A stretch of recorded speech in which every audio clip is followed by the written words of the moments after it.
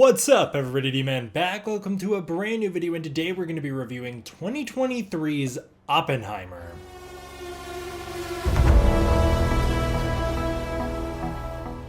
That's right, I got to see the first half of Barbenheimer early, so I'll be doing a little review for it. I have no idea what the general reaction to this movie is going to be. I think that a lot of your film guys are going to be like, this is the best movie ever made, and I think a lot of your non-film guys are going to be like, man, that movie's boring, I don't get it. I definitely fall on one side of that spectrum. Oppenheimer was written and directed by Christopher Nolan and is adapting the book by Kaya Bird and Martin Sherwin, with cinematographer Hoyt van Hoytema, I have no idea how to say that name, and Ludwig Göransson. That's a composer. I don't know why I didn't say that in the video, but that's who it is. That's a composer.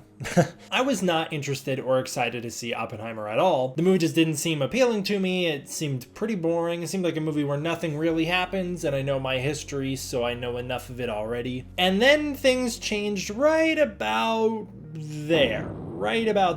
With -1 taking us right back to 1945 and us being dropped into post-war Japan, it reinvigorated my interest in history, specifically about this event, so this movie could not have come out at a better time for me. And so yeah, we'll get the joke out of the way. This movie functions as a prequel to every Godzilla movie, all of them. But in particular, I hope that this movie will make a good back-to-back viewing with -1, seeing as though both seem to be touching on similar themes. At the very least, we know that this movie makes a good prequel to the 1954 film. I saw this movie in 70mm and was blown away by the amazing visuals and the stunning soundtrack. There's something about seeing a movie in film with film grain. There was like a little bit of warping up at the top of our frame. There was film grain splashing across our screen occasionally. It was just beautiful, and it flickered. The whole movie kind of had this flicker to it. It looked incredible. It's one of the prettiest things I've seen. I'm so glad I got to see this in 70mm. I was wondering why they didn't book us a press screening in IMAX, and I totally understand now. We didn't see it in IMAX 70mm. That's very rare. But it was great. It was wonderful. This movie also has one of the most stacked casts I've ever seen. I felt like I spent half of this movie, in a good way, noticing an actor and being like, oh my god, that's that one guy from that one movie. And then I'd try and figure out who that one guy was. And then I'd be like, oh my god, that is that guy. And that's how half of the movie was. So many amazing, great, talented people popping up just for tiny little bit parts in this movie, which just shows the sheer confidence the crew had in this project. Also, I just want to mention again, the music is absolutely stunning. The film is incredible when it comes to the sound. The soundtrack itself was so beautiful, one of the best I've heard in such a long time, and it really helped support this movie, which is 3 hours pretty much on the dot, I'm pretty sure. And while I personally didn't feel that 3-hour runtime, I did feel the unconventional pacing this film brings. This film is not structured like a normal movie with a 3-act structure, at least not the way that I think many people are expecting. The climax of this movie is not what many people would think. This movie brings a real slowness at times. Things grind to a halt often. So if you're not an audience member that can engage with movies that do that, this movie's probably not going to be for you. The central question for this movie is, how do you justify someone's whole life? And the film seeks to answer that by showing us glimpses of broken and fragile people. We only peer into moments of their lives, hoping to get a peek at who they were without the film actually telling us their full story. And while we never truly fully get to understand a single person in this movie, the movie does its best to offer us a little bit of an explanation as to who these people were. And that's about as good as it could ever do. Much like in Shin Ultraman, the lesson we learn here is that people are complex. They are not good, they make mistakes, they fall, they continue to do the wrong thing almost all of the time, but they strive to make themselves better, they try their best, and they are capable, at times, of greatness. I really like that complicated look at humanity, and I really appreciate this film giving that to us. Oppenheimer is not like any other film I've really seen, not any that I can think of anyways. It's a war movie where you never once see the war. It's about building a bomb, but there's only 2 explosions in the movie, and one of them is tiny. It's the story of a man's life, but it isn't a biography. It's merely a series of moments in that life. It's about one man, but it's framed through the lens of 2 opposing forces, and splits its runtime between 3 different timelines, 3 different events, and 2 different people. Each timeline plays out in its own order, not always following a linear flow. Albeit via each segment each time we jump from one part of history to the next. First of all, always pretty clear where we are and when. And second of all, each segment complements the upcoming segment beautifully. They all lead into each other in a way that makes a lot of sense. In a way, this is the best explanation of the movie Oppenheimer I can give. It's a film where you travel the whole world and yet you still feel like you've seen nothing. That might sound like a negative to many people, but I personally mean it as a positive. The film is focused and knows what it wants to do, and it doesn't need to constantly be giving us action-packed visuals or intense moments to keep us hooked. It instead has the confidence in what it wants to be doing to just commit to those few ideas. So while a lot of ground is being covered, you really don't feel like you're getting too much. In fact, to some degree, we don't get enough. But again, that's the movie's choice. This film is astoundingly clever. The script is brilliant, with some of the greatest writing and dialogue I have seen in a long time. It's inventive and invites you into complicated discussions that no man should really have ever been forced to have in the first place. And that's the thing that I love about it. It's a very character-driven movie, not a plot-driven film. It's a terribly smart film that is often more poetry than a movie, and is also a movie that I think is going to be a large border to try and break into. I don't think this film is for everyone. I think this movie will off-put most casual viewers.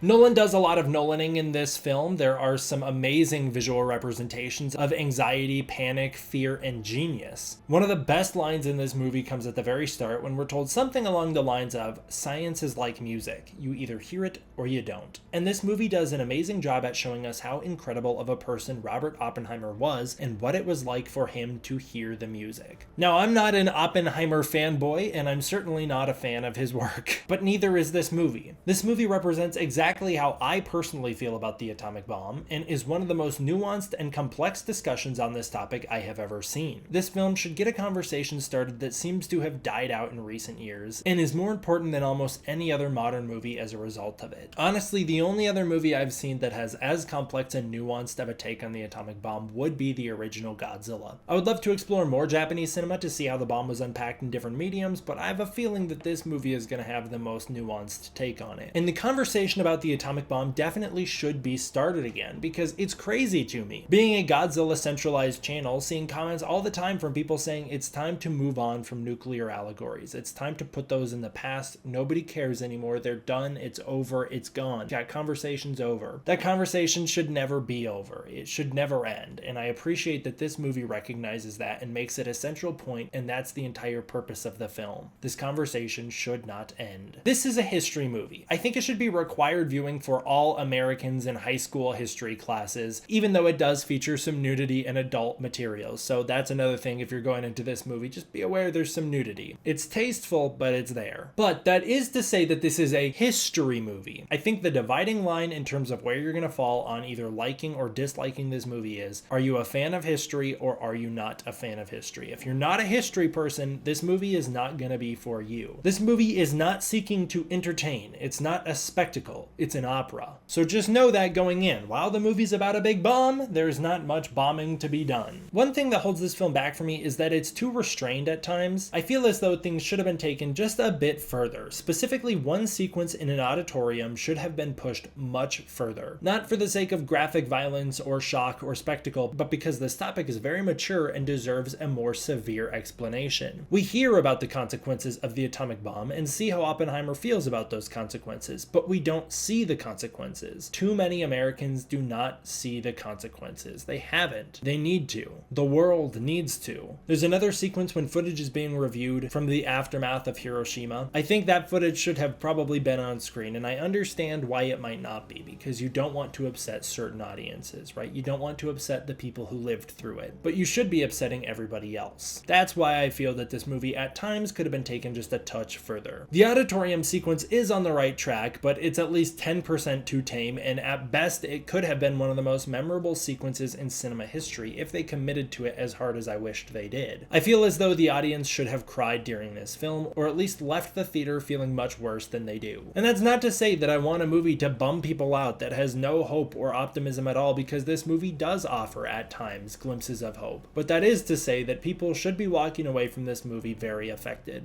All that being said, I thought the ending of this movie was absolutely fantastic and resonated resonated with me on a deeply personal level. And even with all the things I hoped were in the movie that weren't, I also understand and respect the restraint this movie shows. The atomic bomb is not a spectacle for us to enjoy. It's not something we should be thrilled by, and so in this movie, it's not treated as such. This isn't a disaster film. It's just a human story. One last thing I would have liked is that I would have liked to see one final moment right before the last scene of the movie where we hear the beginning of Oppenheimer's iconic speech. Even just the line, "We knew the world would not be the same," would have been good enough for me. I would have also liked to potentially seen some real test footage from the Trinity bomb, maybe enhanced or colorized, which maybe it was in this movie and the movie was so clever that it tricked me into thinking it wasn't, but I think it would have been neat as a history fan to see true stock footage from that bomb test. As someone who's not really a Nolan guy, not because I don't love his movies, but because just most of them don't necessarily appeal to me, so I don't seek them out, this was my second favorite of the films I've seen from him right after Batman. So I'm not sure if it'll become my number one over time. It very well could. That just depends on, I guess, probably more than likely how -1 makes me feel, and if the two can work in tandem together the way I hope they can. But I was blown away by how much I loved this movie that I really thought I wouldn't enjoy at all. Maybe that's why I did enjoy it so much. I thought it was incredible. It was absolutely phenomenal in so many respects, an incredibly well-made movie. It's a supreme film that I hope starts a conversation that desperately needs some life and energy. This is a solid movie and I highly recommend it. I would give it a 9 out of 10, but just know what you're getting yourself into. Alright, that'll do it for this one, guys. Again, I think I love this movie so much specifically because it came out right at the right time for me. Leading into -1, I'm getting all back into the history of Godzilla, and we all know where that leads, so that's where we start.